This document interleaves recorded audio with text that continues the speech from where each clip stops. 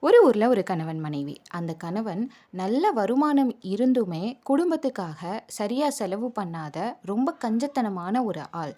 அதனால நிறைய பணம் சேர்த்து வச்சிருக்காரு. அந்த பணத்து மேல அவருக்கு இருந்த ஆசையினால இறக்குறதுக்கு கொஞ்ச நாள் முன்னாடி, இறந்ததுக்கு அப்புறம் கூட என்னோட பணத்தை என் கூடவே எடுத்துட்டு போறதுக்கு ஆசைப்படுறேன். அதனால நான் சம்பாரிச்ச மொத்த பணத்தையும் நீ என்னோட சவப்பெட்டியில வச்சிடணும் அப்படின்னு சொல்லி மனைவிட்ட சத்தியம் வாங்கிட்டாரு. அவங்களும் அது அவரோட கடைசி ஆசை அப்படின்னு சொல்லி சத்தியம் பண்ணி குடுத்துட்டாங்க. அதே போல அவர் இறந்ததுக்கு அப்புறமா எல்லா சடங்குகளையும் முடிச்சுட்டு கடைசியா சவப்பெட்டியில இது அவர் சம்பாரிச்ச பணம் அப்படின்னு சொல்லி ஒரு சின்ன பேக்க உள்ள வைக்கிறாங்க.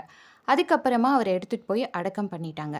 அவரோட கஞ்சத்தனத்தையும், அதனால மனைவி பட்ட கஷ்டங்களையும் ஆரம்பத்துல இருந்தே பார்த்துட்டு இருந்த ஒரு தோழி, "ஏன் நீ இப்படி ஒரு முட்டாள்தனமான காரியத்த பண்ண?" அப்படின்னு கேட்குறாங்க. அதுக்கு அந்த மனைவி, "கடைசியா அவருக்கு செஞ்சு குடுத்த சத்தியத்த நான் காப்பாத்தணும்ல.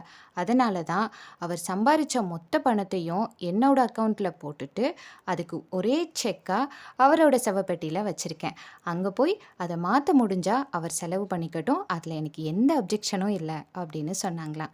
கஞ்சத்தனமான கணவனுக்கு ஏத்த புத்திசாலியான மனைவி.